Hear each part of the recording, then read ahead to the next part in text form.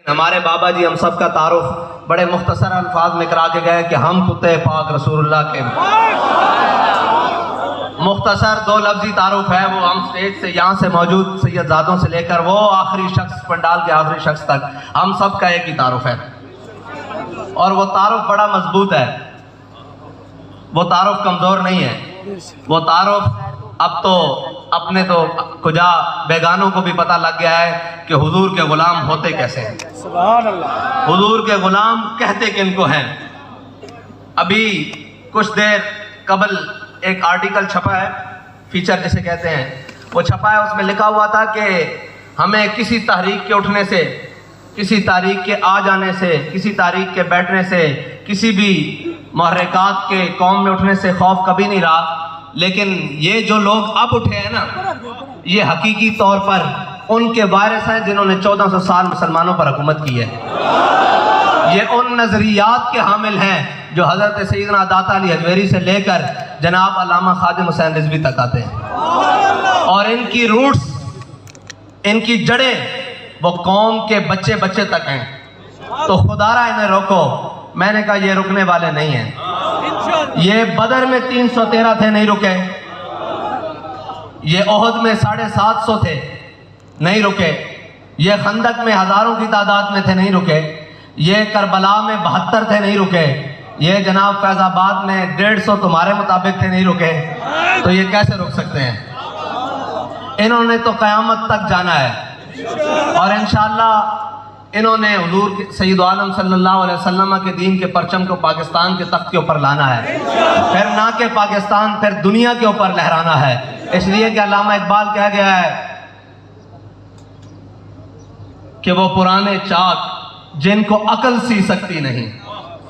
سارے کہتے ہیں جی وہ آپ کے پاس تو بڑی گاڑیاں نہیں ہیں, آپ کے پاس تو بڑے دفتر نہیں ہیں, آپ کے پاس تو بڑی شخصیات نہیں ہے قد کاٹ والی. میں نے کہا جس در پہ ہم کھڑے ہیں نا, وہاں قد کاٹ نہیں دیکھا جاتا, وہاں ایمانی جذبہ دیکھا جاتا ہے. اگر ایمانی جذبہ نہ دیکھا جاتا تو معاذ اور محبت ابو جہل کو قتل کرتے بدر میں. وہ تو اتنے حضرت عبد الرحمن بن عوف کہتے ہیں میری کمر کے برابر آ رہے تھے, ایک طرف معاذ کھڑے ہیں, ایک طرف محبت کھڑے ہیں. اگر ایمانی قد کاٹ نہ دیکھا جاتا تو جناب بلال کعبے کی چھت پر چڑھتے. سارے قریشی ہاشمی آج باہر کھڑے تھے. یہاں دیکھا جاتا ہے ایمانی قد کاٹ. اگر ایمانی قد کاٹ ہو, ایمان کا جذبہ ہو موجود میں, تو پھر سارے پیچھے.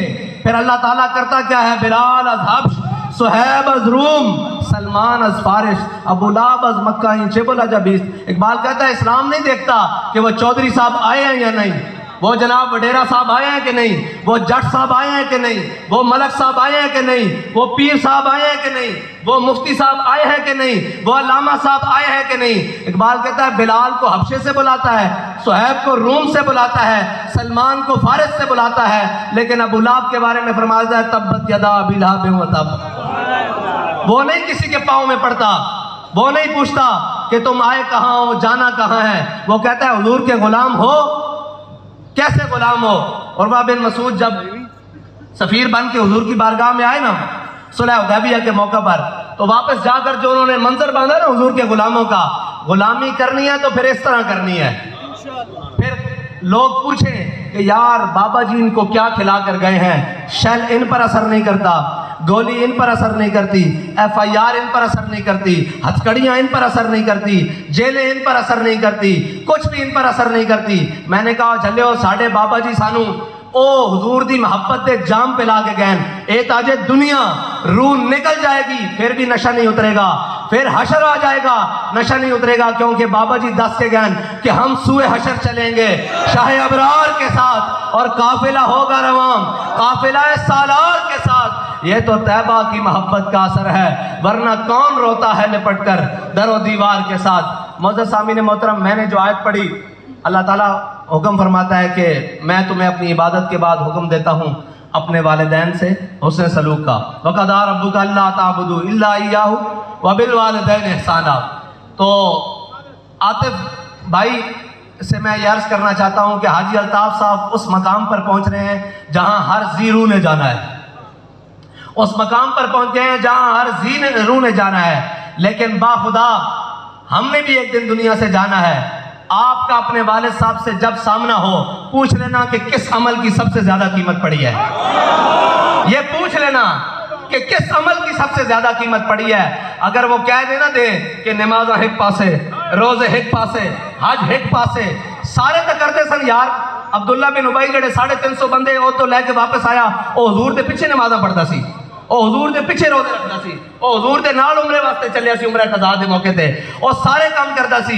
لیکن جدو احد دی طرف جاندیاں اس نے اپنے آپ نو اپنے ساتھیاں نو ورگلا کے منافقین نو ورگلا کے واپس موڑیا نا تے واپس آ گیا تے رب نے نمازاں نہیں ویکھیاں، رب نے روزے نہیں ویکھے، رب نے جناب عبادتیں نہیں ویکھیاں، بلکہ وہ شخص سی جڑا جمعے والے دن حضرت حضور سید عالم صلی اللہ علیہ وسلم تو پہلے ممبر تے چڑھ کے توصیفاں بیان کرتا سی کہ اسی کتنے خوش نصیب ہاں سانو حضور مل گیا. اے خوش نصیبی تو ہے ہی ہے، کلمہ مل گیا، لیکن اے خوش نصیبی دسو کہ حضور نے وفا کی تھی کنے، کلمے دا حق ادا کیتا کنے. میں ساتھیوں دس رہا سا کہ جس دن میں حافظ بنیا سا نا تے بڑے والدین خوش ہوندے، لیکن بابا جی نے مینوں این گل نال لا کے کیا سی پتر حافظ قرآن اتنے بڑے لگے پھر دین، اللہ تینوں محافظ قرآن بناوے. گل ہے کہ اتنے سارے لگے پھر دین، سارے کوئی عاشقان رسول.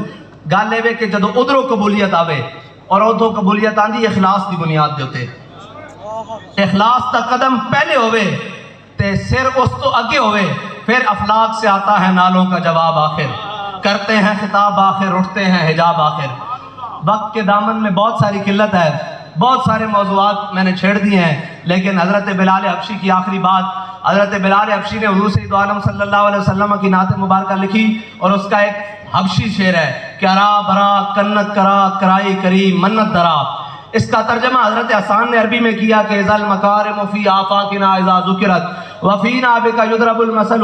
یا رسول اللہ قیامت تک جب بڑی بڑی باتیں ہوں گی نا، جب پوچھا جائے گا کہ بہادر کون تھا، جب پوچھا جائے گا کہ عدل کرنے والا کون تھا، جب یہ پوچھا جائے گا کہ جناب عشق والا کون تھا، جب یہ پوچھا جائے گا کہ جناب سخی کون تھا، جب یہ پوچھا جائے گا کہ لاکھوں کے لشکر میں اکیلا گھسنے والا کون تھا، جب یہ پوچھا جائے گا کہ ساری دنیا ظلم پر اتر آئے تو ظالم کی آنکھ میں ڈال کر آنکھ کہنے والا کون تھا کہ ستم کرے ذرا ہنر آزمائے تو تیر آزما ہم جگر آزمائے، یہ کون تھا؟ تو حضرت بلال حبشی نے فرمایا یا رسول اللہ قیامت تک آپ کی برکت سے آپ کے غلاموں کو ہی پیش کیا جائے گا. جب بھی کوئی بڑی بات آئے گی، جب بھی کوئی میدان لگنے کی بات آئے گی، جب بھی کوئی عابد زاہد کسی بھی دنیا کے میدان میں بات آئے گی کہ اس مقام پر سب سے اوپر کون ہے، تو آپ کی برکت سے آپ کے غلاموں کو پیش کیا جائے گا. جب ساری دنیا منہ چھپا کر اور جناب معذرت خانہ دین بیان کر رہی ہوگی، تب ایک شخص کو اللہ تعالیٰ ویل چیئر پر بیٹھے ہوئے چن لے گا. تاجدار ختم نبوت زندہ باد، زندہ باد، تاجدار ختم نبوت زندہ باد، زندہ باد. لبیک یا رسول اللہ، لبیک لبیک لبیک یا رسول اللہ، لبیک لبیک لبیک یا رسول اللہ، لبیک لبیک لبیک یا رسول اللہ، لبیک لبیک لبیک یا رسول اللہ، لبیک لبیک لبیک یا رسول اللہ. وہ جنہوں نے اپنی ساری زندگی حضور سید عالم صلی اللہ علیہ وسلم سے وفا کرتے ہوئے اور حق پر قائم رہتے ہوئے گزاری، آج دیکھو تو صحیح جن کے پیچھے قوم لگی ہوئی ہے، بلکہ جنہوں نے اپنے پیچھے قوم کو لگایا ہوا ہے، وہ میڈیا کے ذریعے ہو، پیسوں کے ذریعے ہو، مفادات کے ذریعے ہو. آج دیکھا نہیں ہے سارے چور کٹھے ہیں، آج اقتدار کی جنگ لڑی جا رہی ہے. قوم کا حال وہ برا ہو گیا کہ ایک فرانسیسی سفیر لانتی کو نکالنے کے لیے درجنوں شہادتیں پیش کرنی پڑی، لیکن کوئی قرارداد کے اوپر اپنا شخص دینے کے لیے تیار نہیں تھا کہ اس قرارداد کو منظور کروا لیا جائے. آج اقتدار کی باری آئی ہے تو سب بھیڑیے تیار بیٹھے ہیں. وہ ہمارے نزدیک تو یہ جو بیٹھا ہوا ہے یہ بھی بھیڑیا ہے نا، سب سے بڑا، اس سے بڑا کون سا بھیڑیا ہے؟ یہ بھی قوم کا خون نچوڑ کر اور جناب بڑی باتیں کر اور آج اس حال پر قوم کو لے جایا جا چکا ہے کہ لاکھوں افراد بے روزگار ہو چکے ہیں. لیکن وہ جو اقتدار کے خواہش مند ہیں وہ قوم کو ایسی ضرب لگانا چاہتے ہیں کہ جس سے قوم ذہنی طور پر تو مفلوج ہے ہی ہے، اب فکری طور پر بھی مفلوج ہو جائے. لیکن میں آپ سے یہ کہنا چاہتا ہوں کہ کم از کم یار اپنی آنکھیں تو کھلی رکھا کرو. ہم آپ سے ووٹ مانگنے کے لیے نہیں آئے، ووٹ آپ سنبھال کے رکھنا. ووٹ مانگنے کے لیے نہیں آئے، ووٹ مانگنے آئیں گے پھر آپ کو بتا کے آئیں گے، صرف اتنا بتانے کے لیے آئے ہیں کم از کم یہ کھوپڑیاں تو کھلی رکھو۔ آج ان لوگوں کو دیکھو جو اپنے کپڑے دھوتے رہے ہیں 70 سال سے، ایک دوسرے کے مخالف، آج سارے ایک سٹیج کے اوپر کھڑے ہیں کہ نہیں کھڑے؟ آج ان کے مفادات کا وقت آیا ہے، آج ان کے کھانے کا وقت آیا ہے، آپ کو ویسے ایسے نظر آتے ہیں کھانے کے وقت سارے اکٹھے ہو گئے ہیں۔ تو خدا کے لیے اپنی آنکھیں کھولو اور حضور کے دین کے ساتھ لگ جاؤ۔ آپ کو معلوم ہے کہ ایک ایم پی اے ہاسٹل سے ایک ایم پی ایم این اے اٹھایا گیا ہے، تو انہوں نے کہا پورا پاکستان بند کر دو۔ میں نے کہا جب حضور کی عزت کا معاملہ آیا تمہیں پاکستان بند کرنا یاد نہیں آیا؟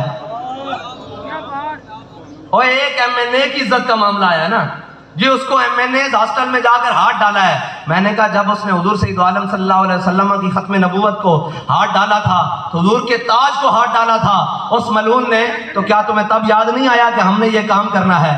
آپ یاد رکھنا ایک بات قیامت تک کے لیے نوٹ رکھ لینا، یہ جو آپ کو نظر آ رہے ہیں نا، یہ جو آپ کو نظر آ رہے ہیں یہ کسی کی عزت کے لیے نہیں آئے، یہ صرف حضور سید عالم صلی اللہ علیہ وسلم کی عزت کے لیے آئے۔ اور ہمارے بابا جی یہ تربیت کر کر، اللہ اکبر، ہمارے بابا جی یہ ہماری تربیت کر کے گئے ہیں۔ میں آپ کو قسمیہ انداز میں کہتا ہوں کہ ہمارے ساروں کی عزت میں ہم کبھی کسی کو اپنی عزت کے لیے بلائیں گے بھی نا، یہ قوم نہیں آئے گی، لیکن ایک وہ چھوٹا بچہ بیٹھا ہوا جب اس قوم کو حضور کی عزت کے لیے بلائے گا تو یہ قوم اپنے بچے بھی لے کر حاضر ہوگی، اپنا مال بھی لے کر حاضر ہوگی اور اپنی جانیں بھی لے کر حاضر ہوگی۔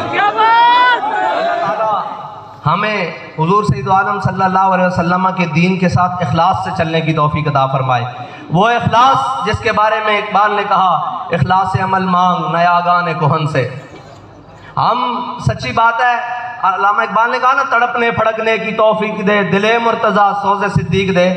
نہیں ممکن، ہمارے بس کی بات نہیں وہ سوز ہم پا سکیں۔ ہم تو کہتے ہیں یا اللہ کوئی تھوڑا سا سوز علامہ خادم حسین رضوی والا ہی دے دے، کہ جو چیز بیٹھنے نہ دے، کوئی بات ہو صحیح دین کے بارے میں تو وہ چیز اندر بیٹھنے نہ دے، بلکہ وہ ہر میدان میں آ کر کہے، ہر بات جانب آ کر کہے کہ لب بام بھی پکارا سردار بھی صدا دی۔